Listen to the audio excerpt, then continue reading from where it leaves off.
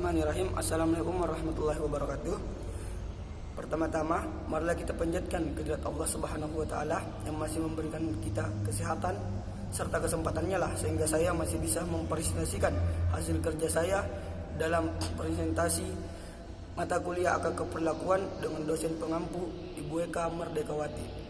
Salawat serta salam tak lupa pula kita kirimkan kepada junjungan kita Nabiullah Muhammad sallallahu alaihi wasallam, Nabi yang merupakan suri teladan bagi kita semua.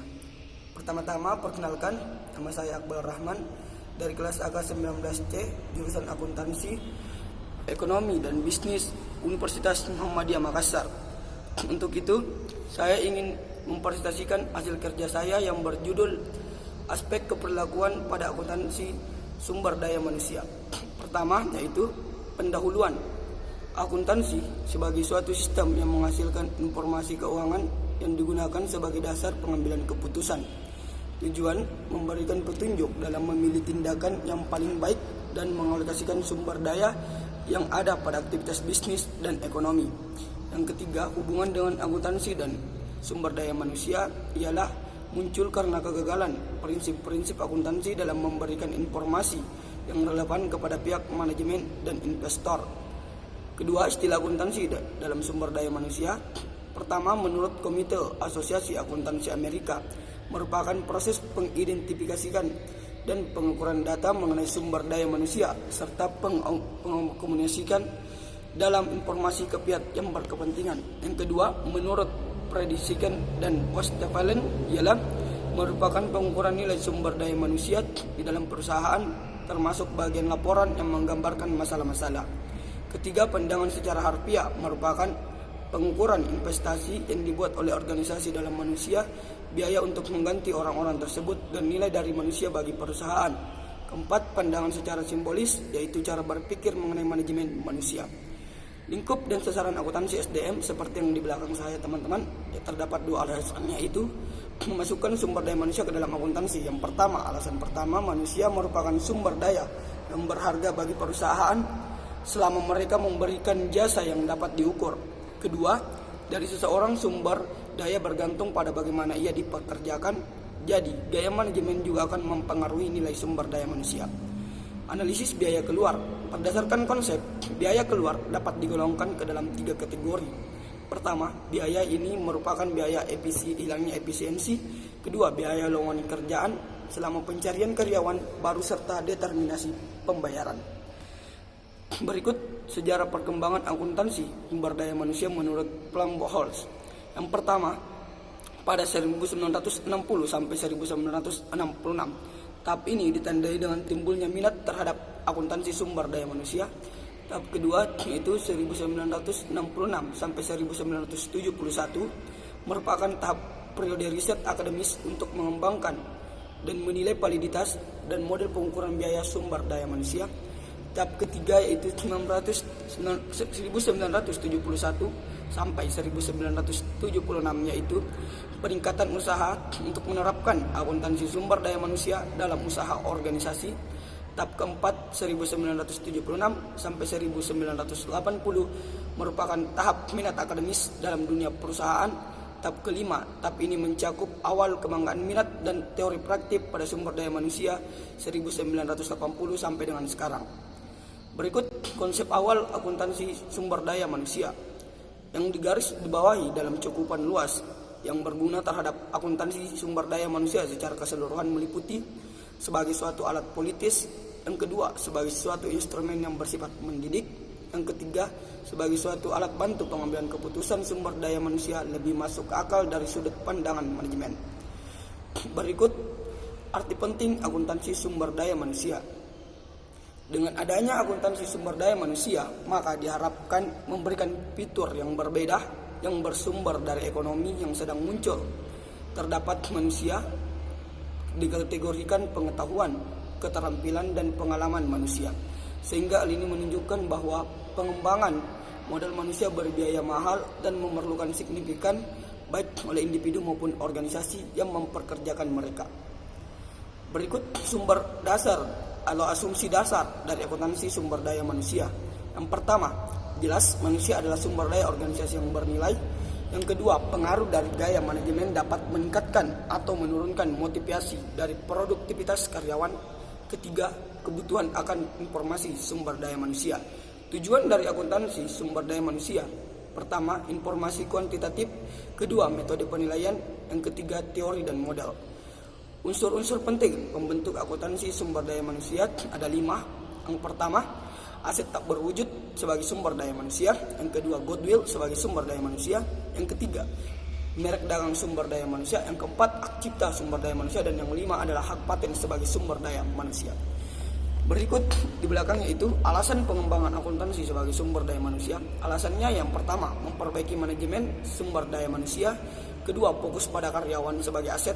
Yang ketiga, memperoleh kualifikasi angkatan kerja. Peran penting sistem informasi akuntansi sumber daya manusia, teman-teman. Yang pertama, suatu informasi akuntansi sumber daya manusia harus dirancang untuk menyediakan informasi sebagai berikut: tepat waktu, akurat, ringkas, relevan, dan lengkap. Nah, di bawah ini atau di belakangnya ini metode pengukuran akuntansi sumber daya manusia.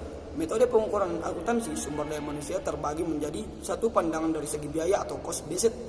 Konsep yang digunakan dalam metode pengukuran SDM atau sumber daya manusia: yang pertama, mencari investasi sumber daya melalui proses kapitalisasi. Kedua, mencatat bagian dari kapitalisasi yang telah dikonsumsi dengan menggunakan metode amortisasi yang digunakan. Yang ketiga, mencatat dan mengukur kerugian bila keahlian cari pengetahuan sumber daya manusia tidak dapat mengikuti perkembangan teknologi atau mengakui kerugian akibat perputaran yang tinggi. Yang keempat, melaporkan dan membicarakan dengan pihak-pihak yang berkepentingan mengenai perubahan dan kondisi investasi akuntansi sumber daya manusia. Pada dasarnya, metode HRCA ini terdapat 2 metode pengukuran, yaitu metode biaya historis. Yang pertama, historical cost of human resource, atau metode pengukuran ini menghitung dan mengkapitalisasi seluruh biaya yang berkaitan dengan penerimaan, pengembangan sumber daya manusia yang dimiliki oleh perusahaan, yang selanjutnya diadakan pengamortisasian biaya-biaya tersebut selama estimasi umur manfaat yang diharapkan dari aktiva tersebut. Berikut metode biaya pengganti atau replacement cost of human resource. Yang pertama, metode ini terdiri dari penaksiran biaya pengganti sumber daya manusia yang sudah ada dalam perusahaan. Biaya-biaya tersebut meliputi seluruh biaya penerimaan pegawai, penyeleksian, penggajian pendidikan dan pelatihan, penempatan, dan pengembangan karyawan baru untuk mencapai tingkat keterampilan yang sudah ada. Berikut di belakang yaitu metode pengukuran moneter. Nah, sebagaimana metode pengukuran moneter ini, teman-teman, dibahas dalam metode pengukuran Human Resource Accounting, yaitu merupakan metode pengukuran HRA, disingkat HRA, yang mengukur dan melaporkan seluruh biaya yang timbul untuk pencarian, pengembangan, dan penggantian tenaga sebagai sumber daya manusia dalam tunggal 1994. Metode pengukuran non-moneter. Nah, metode non-moneter ini pada Human Resource Accounting atau HRA menggunakan variabel-variabel tertentu yang menyajikan informasi mengenai nilai sumber daya manusia seperti yang pertama, inventarisasi keterampilan dan kemampuan pekerja dan pengukuran sikap atau tingkah lakunya. Pengukuran ini lebih relevan digunakan dengan pihak intern, terutama untuk mengukur prestasi kerja level manajemen dari tingkat bawah sampai dengan tingkat atas.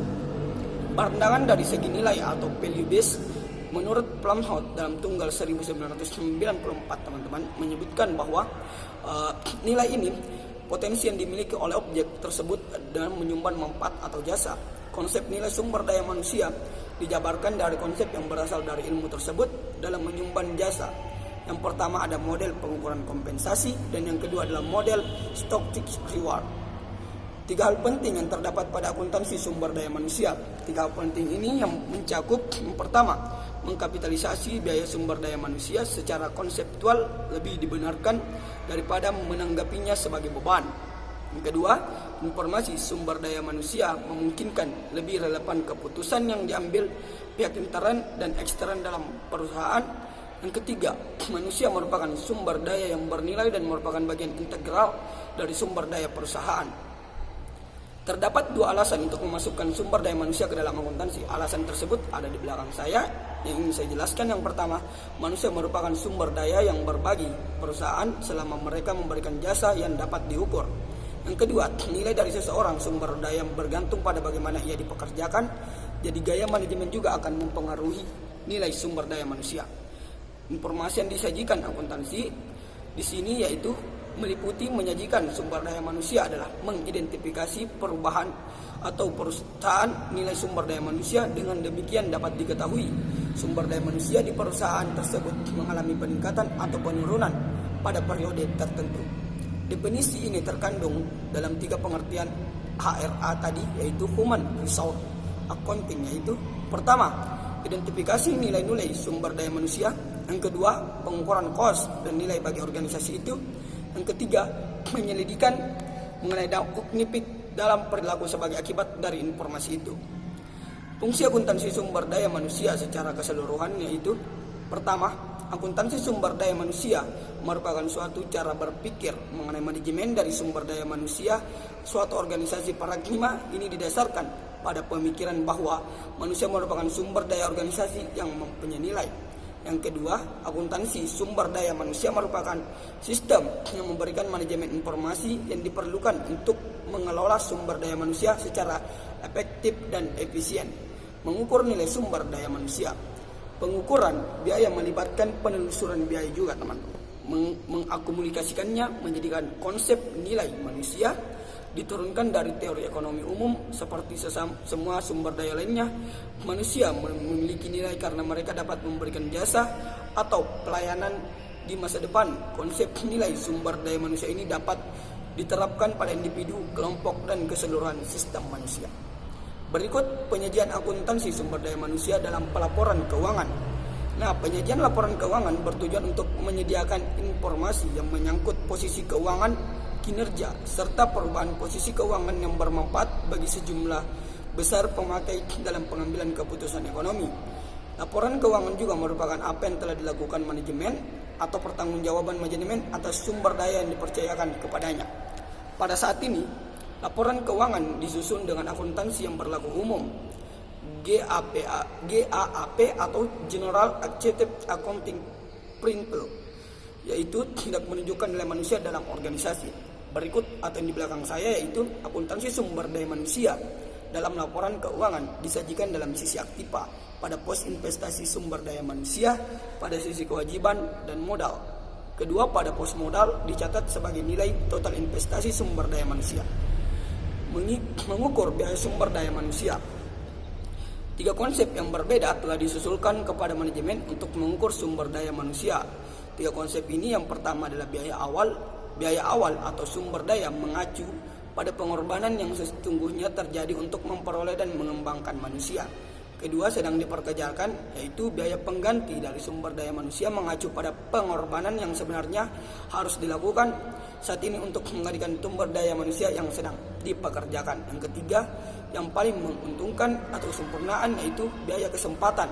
Nah, sumber daya manusia mengacu pada nilai sumber dalam penggunaan alternatif yang paling menguntungkan. Berikut ini ialah contoh kasus yang dimana penelitian ini dilakukan pada Rumah Sakit Umum Daerah Kotamadya, Yogyakarta. Yang ada di belakang saya berikut ini yang ingin saya jelaskan secara singkat, yaitu contoh kasus aspek keperlakuan terhadap akuntansi sumber daya manusia. Penelitian adalah bagaimana menerapkan akuntansi sumber daya manusia pada rumah sakit. Penelitian ini bertujuan menganalisis kemungkinan penerapan akuntansi sumber daya manusia dalam laporan keuangan perusahaan. Sesuai dengan permasalahan yang diteliti, maka variabel ini, penelitian ini adalah karyawan tetap, misalnya karyawan struktural dan probabilitas kematian seseorang. Langkah-langkah yang digunakan dalam perhitungan ini yaitu present value of future earning model yang lazim disebut expect value of the present human capital.